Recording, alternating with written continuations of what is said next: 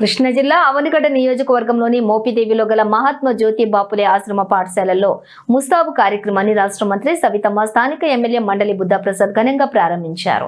విద్యార్థులు వ్యక్తిగత పరిశుభ్రత పాటించినప్పుడే మెరుగైన ఆరోగ్యం సాధ్యమవుతుందని మంత్రి పేర్కొన్నారు.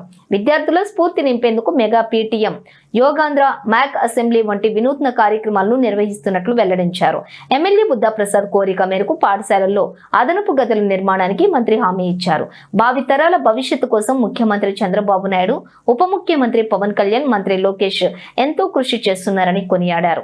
మంత్రి సవితమ్మ ఆశ్రమ పాఠశాల విద్యార్థుల సమస్యలను, అవసరాలను స్వయంగా అడిగి తెలుసుకున్నారు. నమస్కారం. ఈరోజు రాష్ట్ర వ్యాప్తంగా మొదటి రోజునే ముస్తాబు అనే కార్యక్రమాన్ని ముఖ్యమంత్రి చంద్రబాబు నాయుడు గారి చేతుల మీదుగా ప్రారంభించాం. మరి ఈరోజు అందులో భాగమైన ఈరోజు మోపిదేవి ఎంజేపీ స్కూల్లో ఈరోజు కార్యక్రమం మొదలుపెట్టాం.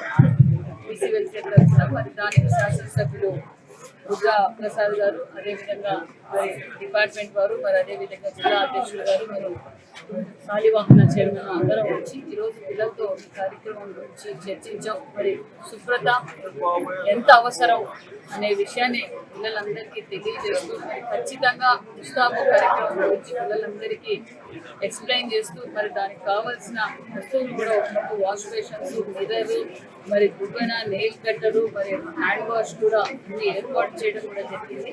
మరి ఖచ్చితంగా మీరు ఇవన్నీ ఫాలో కావాలి. అందుకు ఒక గ్రూప్ లీడర్ని పెట్టడం, మరి ప్రత్యేకంగా మరి స్టాఫ్ కూడా దాని మీద కాన్సన్ట్రేట్ చేయవలసిందిగా కూడా ఆదేశాలు చేశాం. చాలా నిజంగానే, ఎందుకంటే రాష్ట్రం ఒక పక్క నాణ్యతమైన విద్యతో పాటు, నాణ్యతమైన భోజనంతో పాటు, నాణ్యతమైన ఆరోగ్యాన్ని కూడా పిల్లలకి ఆస్థాయి అంటే పిల్లలకి నేర్పాలనే ఉద్దేశంతోనే ముఖ్యమంత్రి గారు ఈ ప్రోగ్రాం ఏర్పాటు చేశారు. ఎందుకంటే ఇది చాలా నిత్యావసరం. ఆరోగ్యంగా ఉండాలి అనుకుంటే పరిశుభ్రత అవసరం అన్న విషయాన్ని కూడా విద్యార్థులందరూ చేస్తూ రాష్ట్ర వ్యాప్తంగా సుమారుగా 70 లక్షల మంది విద్యార్థులు, గవర్నమెంట్ స్కూల్లో 42 లక్షల మంది విద్యార్థులు కూడా ఉన్నారు. దానికి కావాల్సిన సదుపాయాలన్నీ కూడా ఏర్పాటు చేశాం. మరి అదేవిధంగా టీచర్స్తో, పిల్లలతో కూడా ఇంటరాక్ట్ అయ్యాం.